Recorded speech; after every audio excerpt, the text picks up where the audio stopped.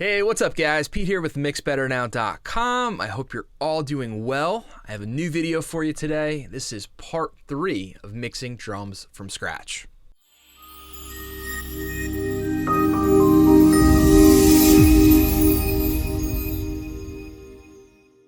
All right, so we're continuing here in the Mixing Drums from Scratch series. If you are just tuning in, I would like to say welcome, and I'd also like to say go and check out part 1 and 2, as it will make a whole lot of sense as to where I am right now and everything that I'm doing, how I've gotten to this point.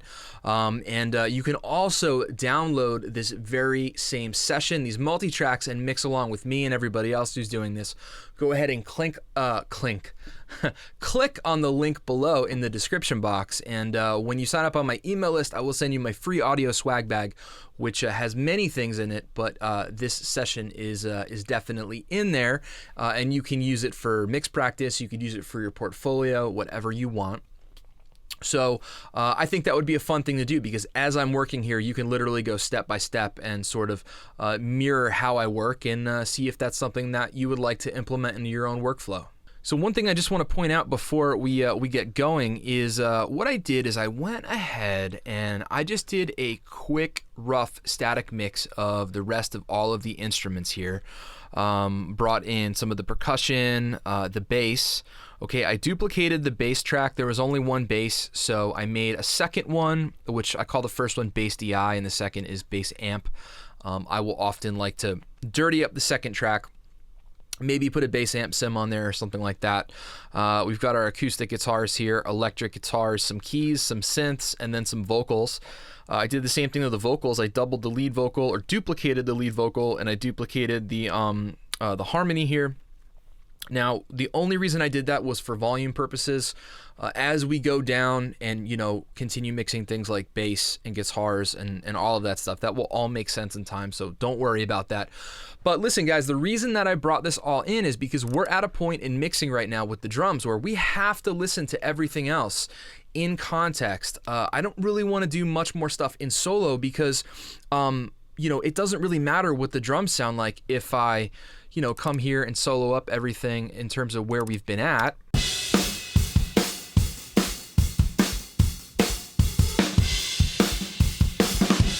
Now listen, the drums sound good, and I'm totally aware of that, but I want to start working on some things now, like doing a little bit more to the drum bus. Matter of fact, I'm gonna relabel this drum bus just to minimize confusion here. But when I, for example, with the kick drum and the snare drums and stuff like that, it's like, I don't know how I need to EQ and compress things without listening to the rest of the music, in context. I need to hear everything because, for example, I don't know how much attack I need on the kick drum. If I start pushing a lot of 4K into it and it doesn't need it and it's already cutting through the mix, then great, I'm going to leave it alone. If we need the kick to sort of cut through a little bit more, then, I need to hear everything else. So, just so you can hear where everything's at, I'll just go from the first verse here and play a little bit of it. Now again, this is just super rough, just levels kind of pushed up. Lights through the cracks without a sound. Blankets can't cover this empty feeling without you around. The alarm rings loud. We've been here waiting for such a long time, and I can't help the feeling for what's on your mind. Watching you go, I don't want to fix you letting go. It's all over now. We'll fall back somehow. Okay, so you guys get the idea. You know what it sounds like. So listen, that's why I did that, because I want to be able to listen to other things like the relationship of the drums to the bass, to the guitars, to the vocals, so on and so forth. So let's continue here. And, I think last time we left off when I was kind of touching on some things on the drum bus here, I've gone ahead and set up and labeled our parallel compression buses. So just to show you, this is what I call P, K, and S, and that just stands for parallel kick and snare. So what I like to do is I like to send the kick drums and the snare drums to their own parallel compression bus. I don't want to send the kicks and the snares to, for example, one parallel compression bus. I mean, you can do that. I'm simply just showing you how I work. Maybe turning you on to some different ideas or methods. And I have a parallel drum bus that I just call P drums. Okay, this is set up here. And what we're going to do with this is we're going to send everything that's not kick or snare to that. So the overheads, the room mics, the fat mic, the hi-hat is going to come here. I have a snare verb and a drum verb. So the idea with those is, as we're kind of going down the line, I might need a little bit of reverb. I always put a little bit of reverb on the snare, and that can vary from things like a plate. It can be a room, and then sometimes I might want to liven up the drums a little bit with what I call drum verb. So I might put like a room reverb on here, but as you can see, there's nothing on here except for on the snare verb. I have the soft tube, the SAR1 reverb. It doesn't matter what reverb you use. I got a bunch of different reverbs. I just kind of pulled one up, got a sound that kind of sounded cool. Matter of fact, I'll show you what that sounds like. I'm not too worried about that right now, but here's the snare.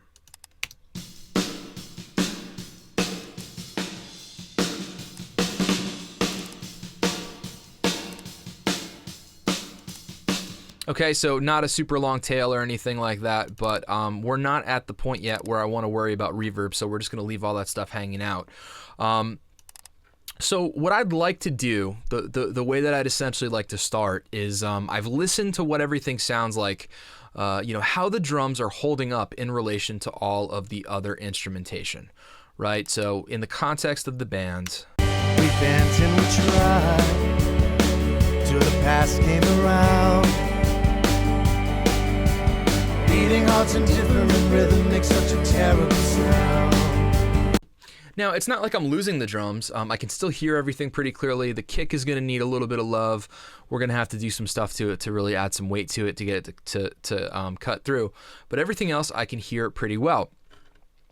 So let's go back over here to the, I want to go to the mix bus. Or what I call the sub mix, which is my wet mix bus. And I just want to, now that we have more level going into all of these plugins here, I just want to tweak and readjust a few things, okay? When we had the drums just going in there, obviously it was less volume, was less level. Now we have all the other tracks heading in there, so I just want to make sure that our levels are good. We bent and we tried till the past came around. Beating hearts in different rhythm makes such a terrible sound. Don't know a thing, and we've been here waiting for such a long time. And Okay, so I like the way that the SSL is sounding. We're only doing about 1 to 2 dB of compression there, which is fine. I know I had pulled the Neve in last time, but I'm actually going to get rid of this because I don't feel like we need it. I don't want to make anything too confusing, and I know a lot of you out there are familiar with this SSL compressor, and I know a lot of you have it, whether it's the Waves version or the Native Instruments version or this or whatever. Again, VBC rack, gonna leave that alone. What we can do now is we can add a little bit of filtering to the sides. So like I said in I believe it was part 2, I was talking about doing some mid-side filtering here on the mix bus. So let's go ahead and remove a little bit more of the side information, maybe a little bit more up the middle. That way we can get a little bit more headroom here. we bent and we tried till the past came around. Beating hearts in different rhythm makes such a terrible sound.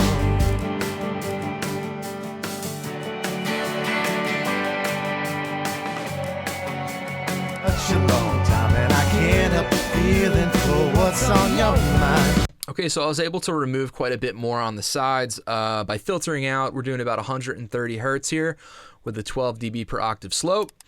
Next up here, we got the Pultec. So now I want to start adding a little bit of low end boost here, doing what I call the Pultec trick, or what's known as the Pultec trick, where on the low end you boost and attenuate the same frequency at the same time. And what that's going to do is it's going to stimulate our kick drum a little bit, our bass guitar, and we're going to really be able to sort of bring out some of the low end heft. We bent and we tried till the past came around. Beating hearts in different rhythm makes such a terrible sound. don't know a thing. Okay, I'm going to leave that at 20 hertz for the moment because I don't want it to be very noticeable right now. I felt like 30 was noticeable, 60 was noticeable, and 20 is going to work once we start really dialing in the kick and things like that. So we'll leave that there for now. Let's actually bring in the drummer now. This was off. So once again, what this is going to do is we're going to add a little bit of parallel EQ, mainly on the top end. It's just going to add a little bit of shine and a very, very tiny bit of compression. I'm going to leave it on the clarity 1 setting here. We're going to push this up to get our amount. I'm going to leave it wet, and then we'll bring it all the way dry, and then we'll blend in just a pinch of it so it's in parallel. We bent and we tried till the past came around. Beating hearts in different rhythm makes such a terrible sound. Don't know a thing, and we've been here waiting for such a long time. Okay, so all that's really doing is just adding a little bit of shine. Listen, and it's important that I'm doing this now. I know you're probably like, this is a mixing drums video, dude, but listen, this is all part of mixing drums. Like, just because we're not physically moving a fader on a drum track or we're not EQing or compressing on a drum track, it's not like you're not mixing drums. You have to sort of take into account everything that you are working with, you know, in the audio realm here, because everything sort of relies on each other. It's like if one thing isn't good, it's like a foundation of a house and the skeleton and the framework of a house. If something isn't built properly or isn't structurally sound, then, you know, things are gonna, you know, probably collapse and fall down. So that's why I'm just doing this right now. Lastly, we have the limiter here. This wasn't on. As you can see, we're clipping a bit at some points here. I want to see how loud we are right now. Now, I haven't really gain staged the rest of the music, you know, the bass, the guitars, the vocals. Let's just see where we're at, because this is all super important stuff. We bent and we tried till the past came around. Beating hearts in different rhythm makes such a terrible sound. Okay, so we're around -16 RMS. It might be a dB or two louder than where I want to be right now, but that is okay. That doesn't bother me. I'm still going to leave the limiter off because, as I said in the previous videos, I want to know when I'm clipping right now. So if we get too loud and I have the limiter on, then I'm not going to know when I'm clipping, and then I'm never going to see the red light. So that's something that I just want to be aware of and I want to be cognizant of because, again, this is, you know, it's sort of an important part of the process. Okay, so now that the mix bus looks good, let's go ahead and I want to start bringing in the parallel compression. I want to show you which compressors I like to use on here, and I want to show you basically how I set this up and how I run everything. So let's first take care of the parallel kick and snare here. And what I will typically reach for in this situation is I really like the way that the Fairchild sounds on here. So I'm going to grab a Fairchild. And again, it doesn't matter which Fairchild you're using. Like, I'm using the UAD one, but if you have the Waves one, great, use that. You know, really doesn't matter. You know, and it doesn't even really matter which, like, you know, if you have the stock plugins, use the stock plugins. It's all about whatever you have, use it. You know, that's the way I look at it. I want to set the time constant up here on the right. It defaults to 5. But what I want to do is I want to switch this to 1 because 1 is the fastest attack and release time on the Fairchild. I don't know exactly what the attack and release times are, but as we change this, and if you move it for 1, 2, 3, 4, etc., they all have different attack and release times. I think 5 and 6 have like auto release on them. I'm not sure off the top of my head, but I know that I typically like to use 1 whenever I use a Fairchild, especially in parallel. So I'm going to use the send from the bus here. So P, K, and S, right? Parallel kick and snare on the kicks bus. Same thing on the snare bus here. Now in Studio One, it when you open the send, it defaults to -6 dB. Okay, but I want this to be at 0. Okay, so we're gonna make this 0 dB. And the reason that I like to do this is because I will set the send level to unity, which is 0. And then how I dictate how much of the parallel signal I blend in is based on the return fader. So I will come over here and physically, massaging the level here as to how much of the return signal I want. Now listen, you can do it the other way. You can set the parallel compression bus to 0, so you could just leave this alone, and then you could drive this amount in here. But this is how I work, and this is how I do it. So, whatever works for you, I'm simply showing you how I do this. So let's see where we're at.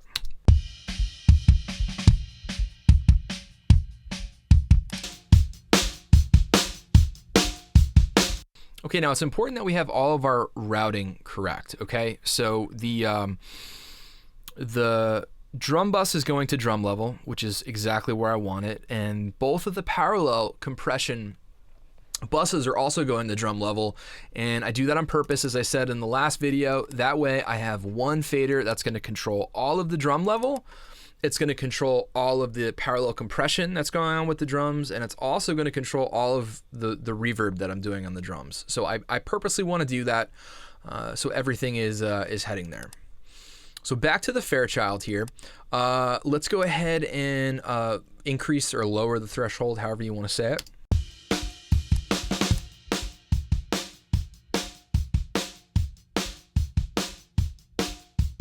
Okay, so we're not sending enough level into this for it to do as much compression as I want. It's only doing like 1 to 2 dB of compression. I don't want to top out the input gain here, just because this does get, the plugin can get a little bit noisy, right? I mean, they really do a great job at emulating all of the tubes and the transformers in this unit and the crosstalk in the circuitry. Excuse me. So we're going to use what's called the headroom control in here, which is a really, really great feature that Universal Audio uses on a lot of their plugins. So what we can actually do is we can reduce the amount of headroom on the plugin, so that way it'll actually it'll interpret it like it's receiving more level than it actually is.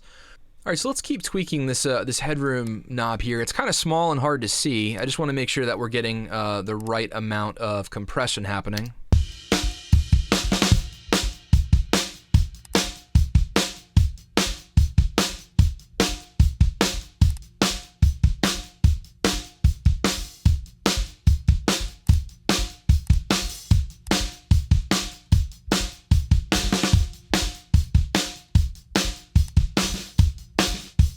Now, the other thing that I like about using the Fairchild on here is that it has a sidechain filter, so we can actually let some of the low end pass through. So if we're compressing a little bit too much of the kick, we can let that through and retain the size and the punch.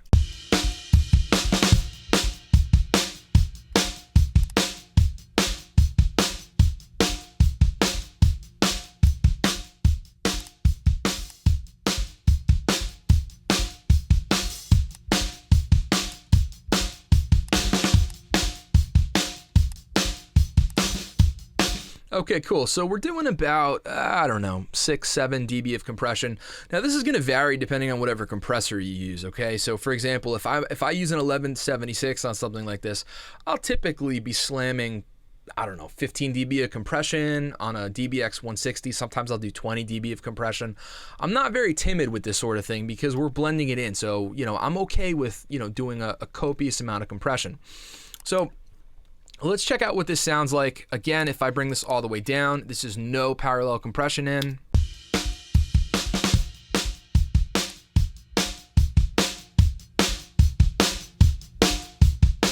And as I bring the fader up, you're hearing it sort of react there.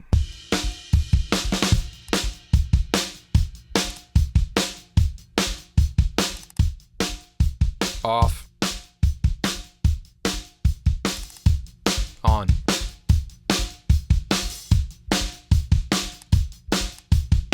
All right, let's hear how that sounds in the context with the drum kit.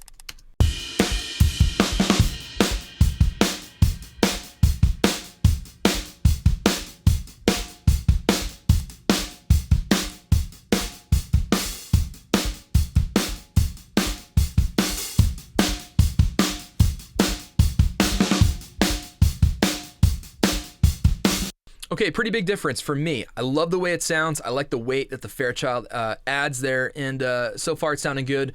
It's really pushing the kick out, and I haven't had to do anything yet. Okay, we've literally done nothing on the kick or the snare buses, so I'm digging where that's at. Let's go ahead and send the rest of the stuff here to this to the parallel drums bus. But before we get there, real quick, I just want to show you something else that I will do here and get ready in anticipation for further down the line. I will typically follow my compressor with an EQ. So here's an EQ that I might use a lot. Love the API. I love the Neves. Okay, I go for what I call a vibey compressor or a colored compressor, something that has transformers in it, maybe has some tubes in it, where it's going to color and affect the tone of the audio in a very pleasing way, something where I'm typically going to boost. So I love the API. I don't want to do anything right now. I am going to click in the high shelf though for this. I want to turn this off right now. And we can come back here, but the main thing is that the Fairchild is doing its thing. It's doing its job right now. And I have the API set up, ready to go if I need to add some more top end, some more bottom end, or even some mids, okay? But let's go ahead and bring our compressor in for our parallel drums. I'm going to use the UAD Fatso Senior. So this is one of my favorites to use on overheads, room mics, and the reason being is, I mean, this compressor sounds great on everything, but we have this warmth function up here, and I'll show you what that does in a second. But let's just get this dialed in and set up. So I'm going to click on the overhead room bus here, and I know I've talked about the overhead room bus in part 1 and 2.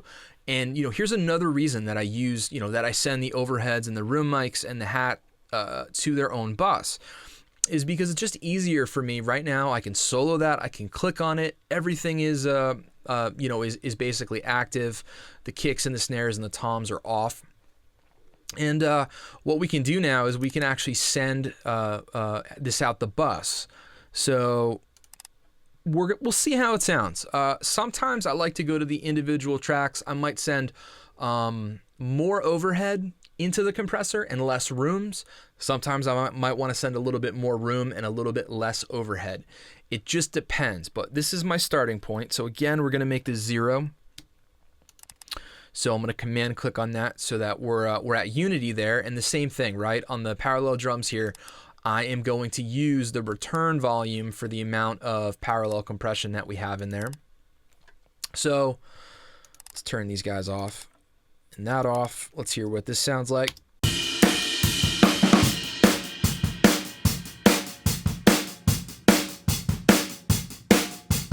Okay, so it's a little bit bright. Now, part of what is a tough thing to work around when you're compressing overheads and when you're compressing room mics is sometimes the cymbals get very washy, and the harder you compress it, it will bring out the brightness of the cymbals. So what this warmth function does here is it sort of compresses just the top end, and it'll bring down some of the crispiness. I don't know the exact frequencies. I don't know any of that stuff, but it's just the thing. Like, you can hear it, what it does. The other thing that we can get set up here is I might put a multi-band compressor after this. So like if I grab the FabFilter Pro MB, I'll show you that in a second, but you'll hear what I mean. So we're gonna come over here to this I don't know what you call it, compression type button, I guess. And I like to go all buttons in or all lights on. So we can basically pick bus compression, general purpose, or spank.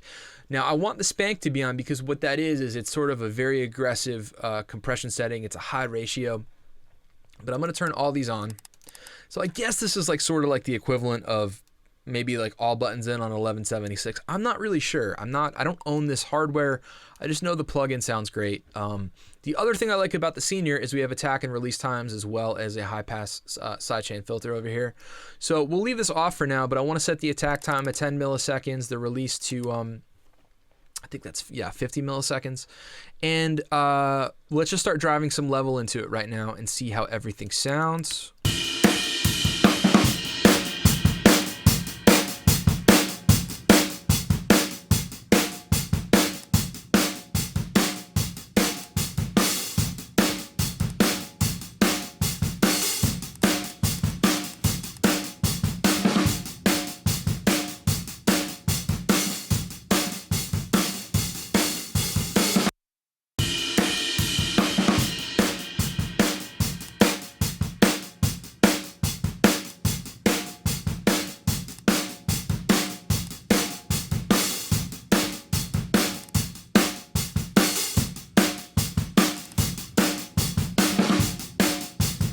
Okay, so as you can see from the meter, we're doing quite a bit of compression, about 10, 15, maybe even 20 on some peaks of the snare hits of compression. But that's okay. I want to be aggressive here. And again, I'm noticing that we're clipping a little bit on some peaks, but that's why we have the limiter off right now, just so that I'm aware of these things, okay? If it starts getting audible, then it's a problem. If we're just getting a little bit of light, that's okay for now. These are things that we're going to address as we work.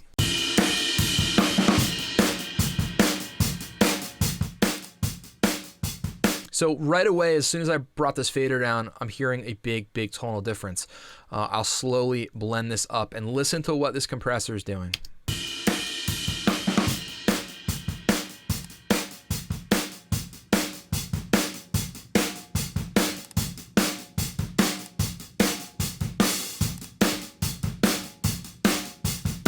Right, you hear how it's sort of adding some sustain to the snare. It's just kind of smoothing everything out. Let's go to a chorus where there's some more cymbal hits.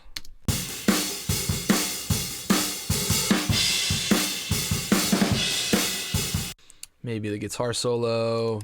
What I want to do is I want to see how much compression we're doing on the top end with this warmth function.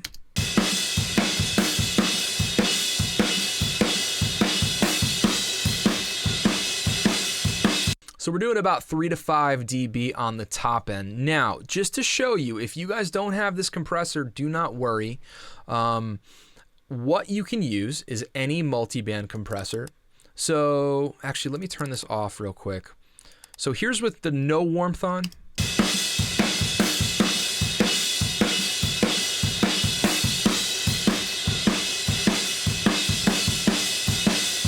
And then that was the warmth on. So you could hear it's compressing the top end, but we'll turn that off. Now, something you can do is you can use whatever compressor you want, like this, but follow it up with a multi-band, turn it on, and then, maybe just compress the top end a little bit. So we'll make a band here, we'll make a band here, and then what we'll do is we'll just compress the top end a little.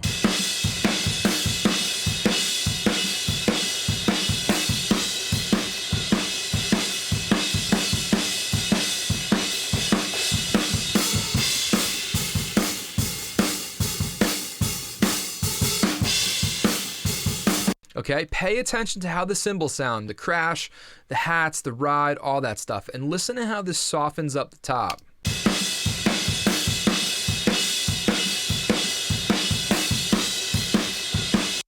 It's even more evident if I maybe turn the fatso off.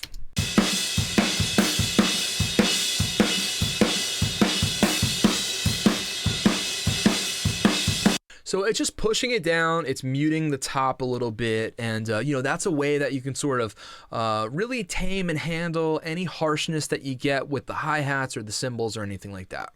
All right, so since that we are using the fatso here, I'm gonna turn the Pro MB off, but I am gonna leave it there because you never know. We might wanna, tame a little bit of the harshness down the line because when we compress that, it will bring out pretty much everything because it's bringing the noise floor up. I mean, it is compressing the top end and we are controlling some of the transients, but just remember that the bottom end is going to come up too in volume. So okay, let's turn this on.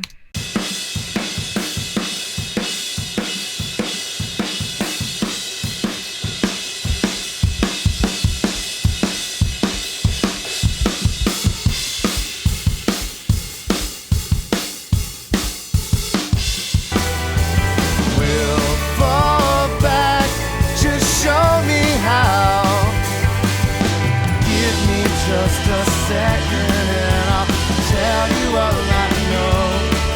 The only time I've changed my mind. Okay, so everything's sounding good in the parallel realm so far. Lights through the cracks without a sound. Blankets can't cover this empty feeling without you around. The alarm rings loud.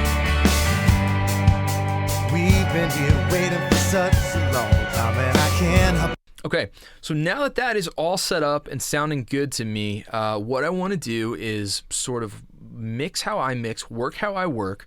and sort of we're going to move backwards a little bit here. So I know I was talking about top-down mixing. So now what I want to do is I want to sort of go and address the kick bus and the snare bus. I want to really get these dialed in and sounding sort of, appropriate. I want to clean them up a little bit. We're going to do a little EQ, a little bit of compressing, maybe a little bit of gating.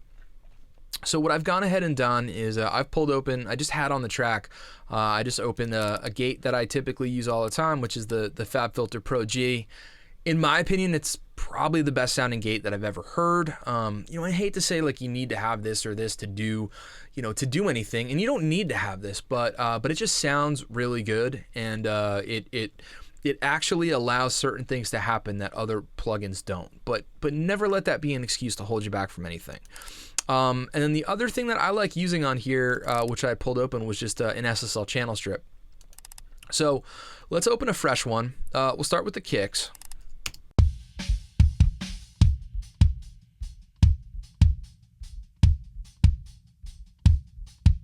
I'm going to turn this up a little bit volume-wise, only because I want you to be able to hear what we're doing, okay? So I know, we're driving a little bit more level into the compressors and stuff like that, but that's not going to bother me too much. Couple dB up.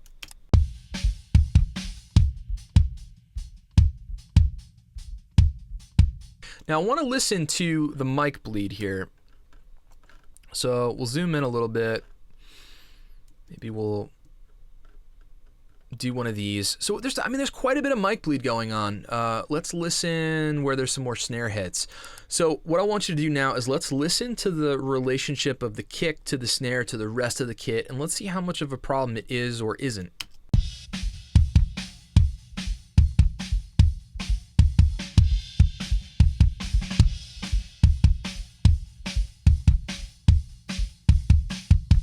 All right, so here's the deal, right? You can hear it. You can hear the snare, predominantly kick and snare. Of course kick, but snare. I can hear the hats, and we're probably going to be able to hear some other things. So there's a preset on here that I like a lot. It's called Kick Me MTK.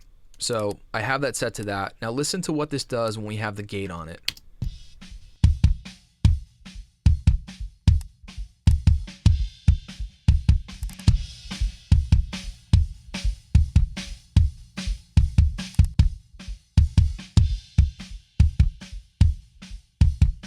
It doesn't completely get rid of it because it's so fast, the relationship of how the drummer's playing from the kick to the snare, that it's pretty much impossible to like remove the snare completely. But if we can bring it down a lot, then I say we do it. So typically I would reach for the UAD, the new SSL channel strip, which it sounds fantastic. But I know most of you probably have the Waves channel strip, and that sounds good too. So we'll use that one. For me, channel strips have everything we need on them, right? EQ, compression, gates. Some of them might have a preamp or a saturation option. So I like to do these broad strokes. So the whole thing for me is broad strokes, right? We started on the mix bus, broad strokes. Then we came back, went to the drum bus, broad strokes. Now we're going to the kick drum. The kick bus, broad strokes again. So if I can get everything sounding as close as I want it to without having to do any super specific little minutia, then I'm good. I mean, I'm not saying we're not gonna come onto the kick in and the kick out mic here and not do anything, but if we don't have to do it, then it's almost, I don't know. This is just how I work. And again, I've gotten some comments on some of the last videos, like some interesting things about, oh, that's the wrong way to work, or some people are like, it's a great way to work. And look, it's not about right or wrong, because in audio, I say this all the time, there's no rules. The only rule is if it sounds good, it is good. So if you can achieve the sound that you're going for and you can get your stuff to sound how you want it, work in any way that suits you. That's really all I can say about it. Okay, so the first thing I want to do here is I want to hit this channel or CH out, and what that's going to do is it's going to move the EQ before the compressor, and let's just filter out a little bit of the subs on the kick.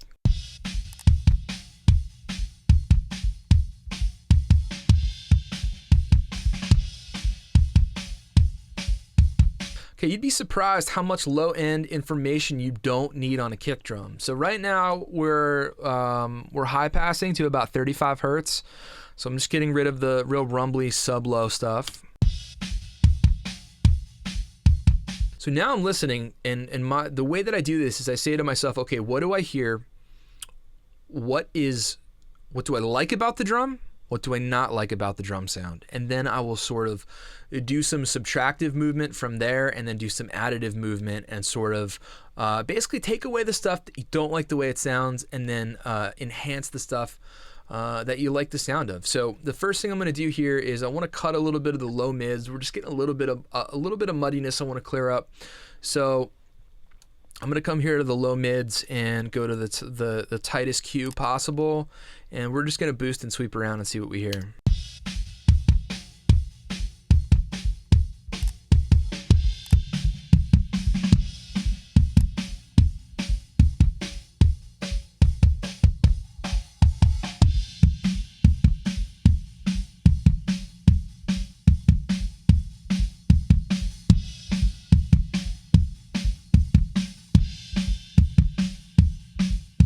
All right, so about 250 seems to be bothering me a little bit. I'm going to push it a little bit higher to see if I can hear it a little bit more.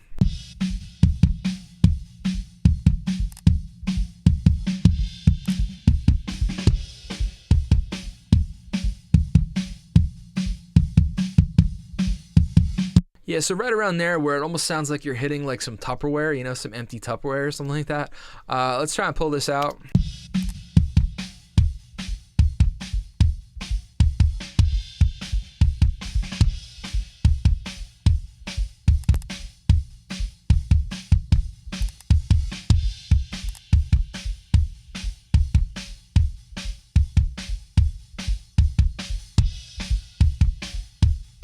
Okay, you know, cleaning it up a little bit there, taking about 4 dB of that out. Let's go ahead and let's see if we can add a little bit of smack to it. A couple areas I like to do that in would be like I like the 8K shelf here on top, and then I like pushing around like 4.5K, 4K, something like that. Let's see if we can get it to smack a little bit.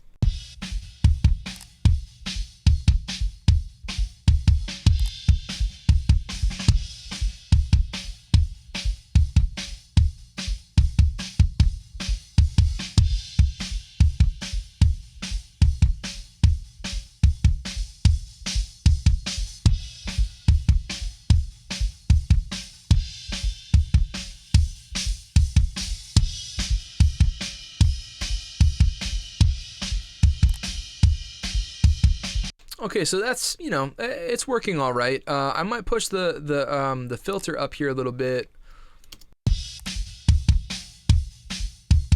Now the reason I do that is because then I can come with the low shelf and I can boost a little bit below that and get some more heft out of the kick. Check this out.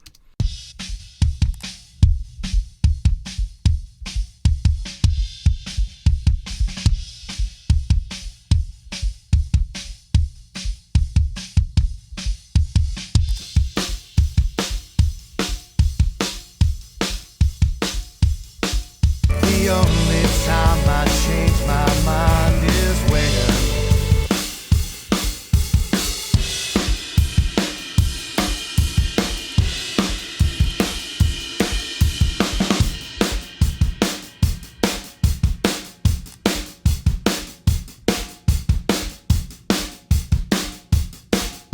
Okay, so far I like where that's at. I pulled the filter back a little bit, so we're around 30 here, and I'm doing about 1.5 dB boost around 40 hertz on the low shelf. Okay, let's bring in a little bit of compression. I want to get the kick smacking a little bit and sustaining. Now on the SSL here, there's a fast attack option. Now it defaults to the slow attack, which is 30 milliseconds. Fast attack is 3 milliseconds, which is, you know, pretty quick.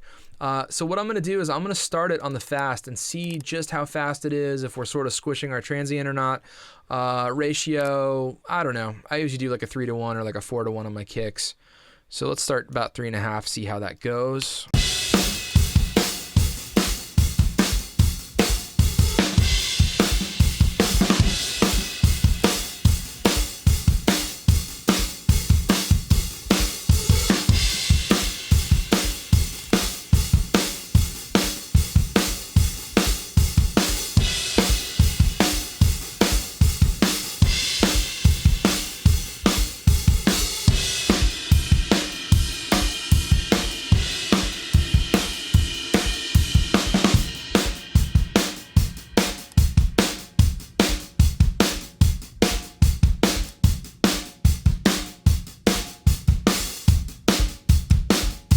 Okay, I want to add a little bit more attack to the kick here because in context, it's a little bit difficult to hear.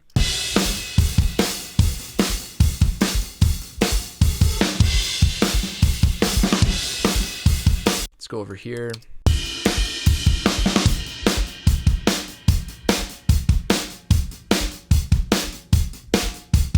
Okay, so you can really hear the kick starting to poke through there if I bypass this.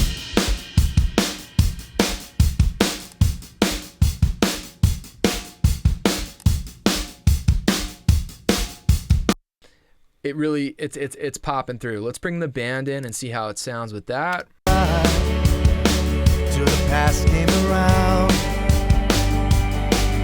So, you know, as soon as I brought this in, I'm like, it's just too clicky. It's a little bit too modern sounding for this. So I'm going to pull back on the attack a little bit. So we'll bring these guys back. Till the past came around. Beating hearts in different rhythm makes such a terrible sound. Don't know a thing. And we've been here waiting for such a long time, and I can't help but feeling for what's on your mind. Okay, cool. If we turn on the Pro G on this kick me setting. So we're already gating that. Then we go to the channel strip.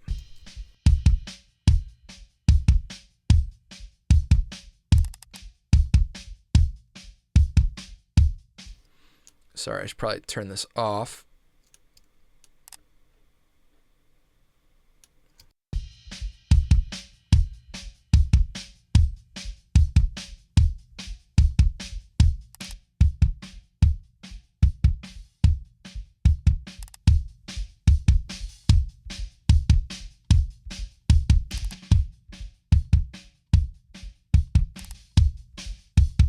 Okay, so there's a pretty big difference there just from using the channel strip and the gate before it.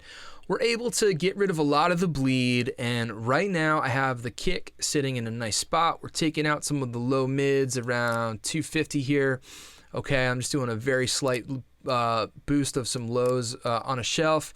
40 hertz, moving up, we're doing about 5 dB of, what is that, 4.7K. Boosting 1.5 dB of 8K on the shelf, and then of course we're filtering out about 30 hertz on the bottom.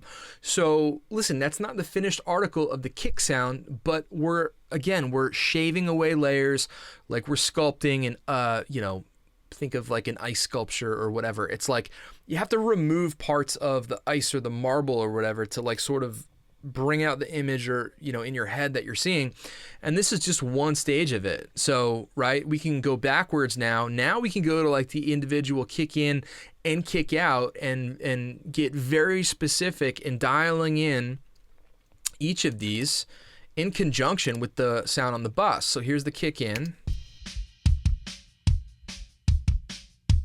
here's the kick out.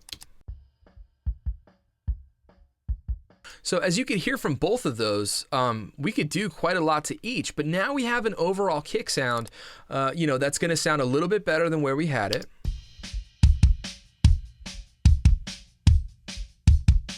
We have no samples on it, and it's sounding good. So let's do the same thing to the snare here, and we're going to approach it that way. And once we get done with the snare, you'll be amazed at how much better overall the drums are going to sound. And this is at this point, right? We have no samples. I always do my best to try and get the drums as far as I can without bringing any samples, just because, right? They go through the effort of miking up the drum kit and doing all that stuff. So you might as well really try and serve it the best you can.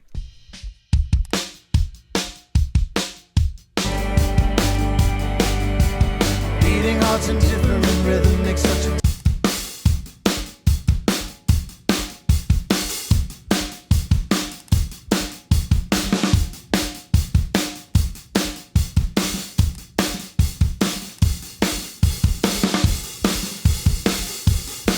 Like, I think that's a pretty good sounding drum kit already from just doing a little bit of stuff to the drum bus, from doing a little bit of parallel compression, and then putting one channel strip on the kick bus. I mean, that's a pretty good drum sound so far.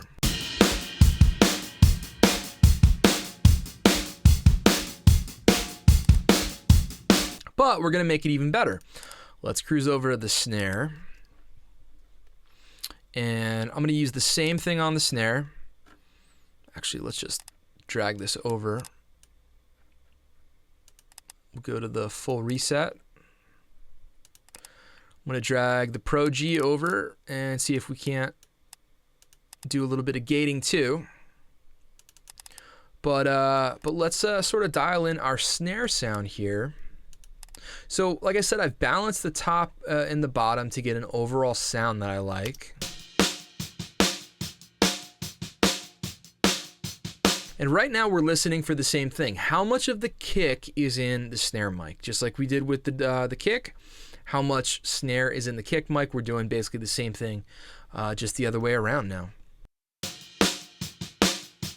So same thing, okay? I want to do channel out here, put the EQ before the compressor. We're going to filter a little bit here on the bottom. I'm going to look for any stuff that I want to maybe cut out, and then maybe some stuff that I want to enhance. Then we'll put a little bit of compression on it, and we'll just start doing our stage of massaging again.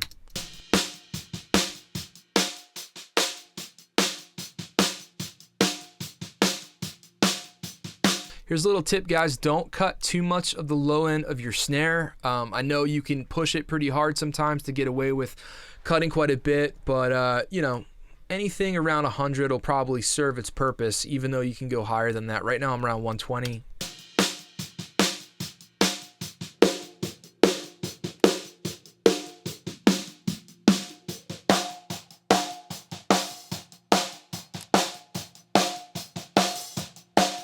Okay, so I'm hearing some snaring around there.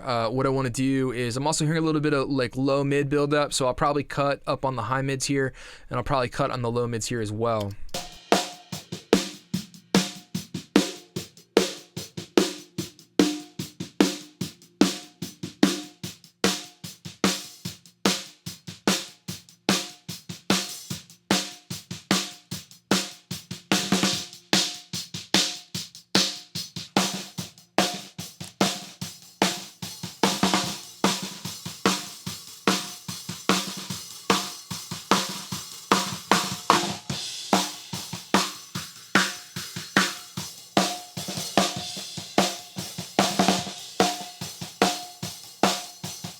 Right, so you can really hear that pinging there on the snare. Let's pull that out.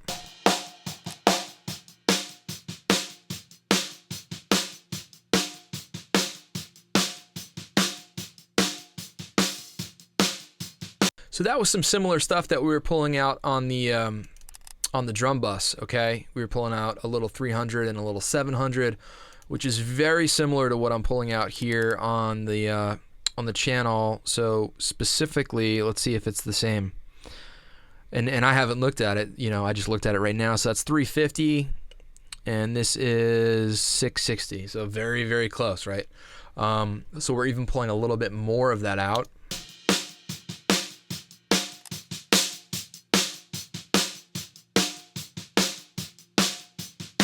I'm just doing a 1 dB boost at 8K on the shelf, okay? I don't want to boost any low end. Let's dial in our compression now. Let's see if the fast attack, we'll see how it sounds. If we're cutting too much of the transient, we can always pull that back.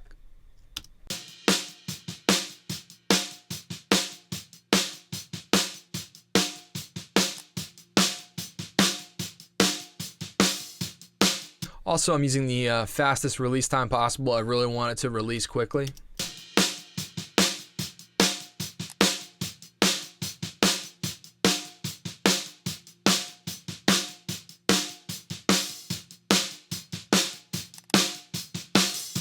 Okay, here's the slow attack. Let's try this. Here's the fast.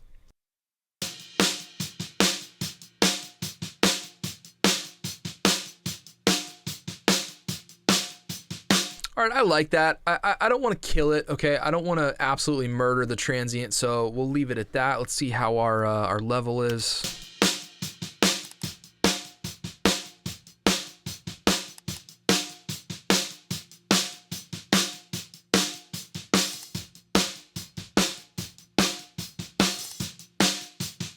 Okay, pretty good. I'm getting rid of some of that little bit of mud that we're hearing and a little bit more of the ring. So that's at a good place. Now let's see if we can mess with this this gate a little bit. And that'll be the last thing we'll do because we've been on here for a little while. So we'll have made some pretty big leaps and bounds, and we'll be getting there, guys. Let's go ahead and go to the drums. And listen, here's the thing that's good about presets. Now, presets, I generally pull up a preset, and then I will tweak the taste because nobody knows what you need in your session, right? They can be guidelines, but you need to sort of dial it in for whatever works for you. So there's a couple snare ones down here. We could just start on that and see how there's a hi-hat leakage suppression. There's snare short. There's snare long. There's snare at MTK. Let's try that one.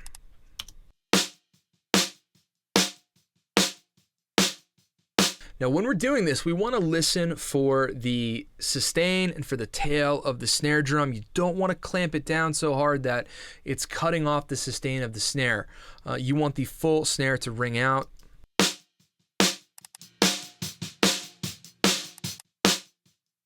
So right here, it's cutting it off. So we're going to have to tweak the hold time a little bit.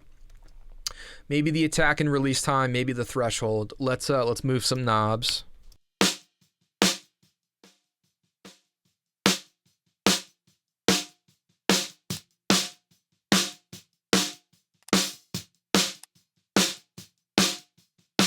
So right there, we're getting a much more full tail.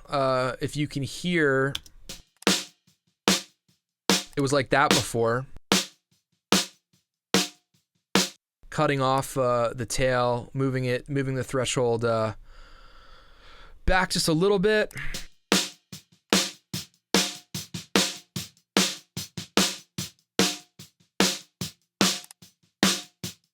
Okay, let's try that now. Let's move the hold time a little bit.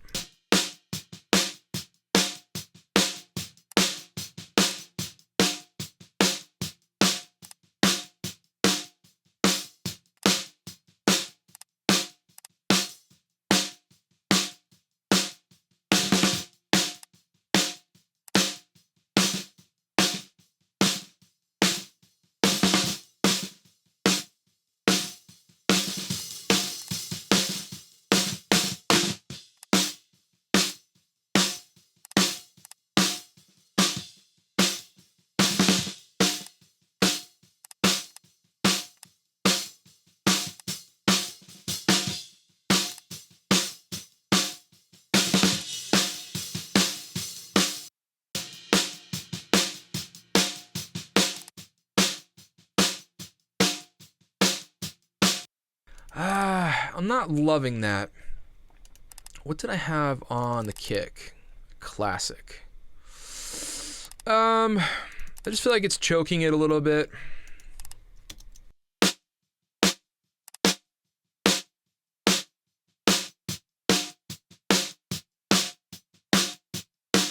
Now this sounds great. All I did was change one preset, the snare short, and I moved the threshold back so we're letting a lot more of the tail come through the sustain.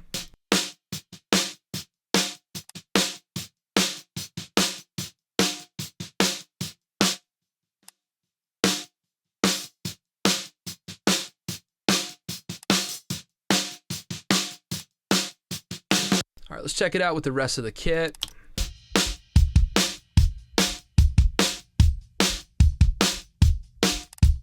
Beating hearts in different rhythm. Okay, now let's pay attention to, let's really listen to the snare here and see how much we can get away with without choking it, but we want to get rid of as much of that bleed as we can.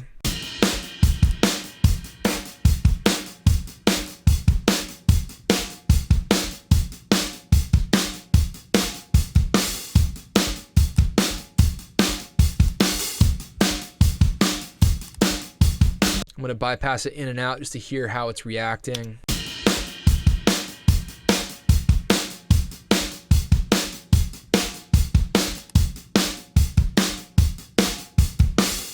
Listen to how the gating is, it's getting rid of a lot of that kick bleed. So listen to how it just kind of tightens up the bottom end.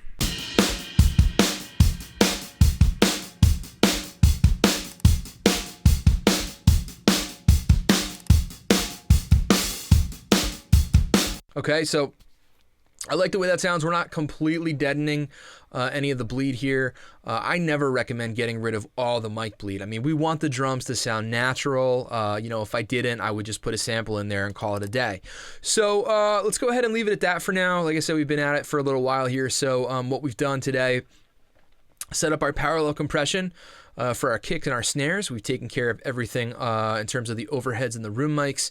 And then we basically came in and started processing our kick bus and our snare bus with some gating, and then using some channel strips here to EQ and to essentially compress and to start shaping the way everything sounds. So let's just check it out with the band in, just to make sure that we're leaving this in a good place. Go to the beginning of this verse. We danced and we tried till the past came around. Beating hearts in different rhythm makes such a terrible sound. Don't know a thing, and we've been here waiting for such a long time, and I can't help the feeling for what's on your mind. Watching you pull, I don't wanna fix you, letting go. I only hear you singing, it's all over now. Okay, so it's sounding good. It's cleaned up a lot. The drums are sounding a bit more accurate. So in the next video, maybe we're going to clean up the overheads, which clean up the room mics, and then we'll start dropping in some samples and blending that stuff in so we could get a much bigger drum sound to blend with the rest of the music. All right, so that's it for me. I appreciate you guys hanging in. I know these videos are a little bit long, but that's the point. I want them to be long form. I want them to be real time. I don't want this to be rehearsed. I don't want this to be like, hey, look, like I said, I've mixed this and I'm just showing you what I've done. I'm kind of working through these things in real time. So thanks for hanging with me, okay? I'll probably drop part 4 in a few days, and we'll keep getting this guy mixed. So if you guys want to download this tune and mix along with me, click on the link in the description box below. Go sign up on the email list. I'll send you my free audio swag bag. You will get all this stuff, and you know, listen, use it for your portfolio, use it for practice, whatever you want. I think it'll be a really fun thing to do, and I think you guys will definitely enjoy mixing the tune. It's a cool one. So, all right, guys, as always, thank you for your time. I appreciate it. If you guys like this video, please like, subscribe, and share. I hope you all have an awesome day, and I will catch you in part 4. See ya.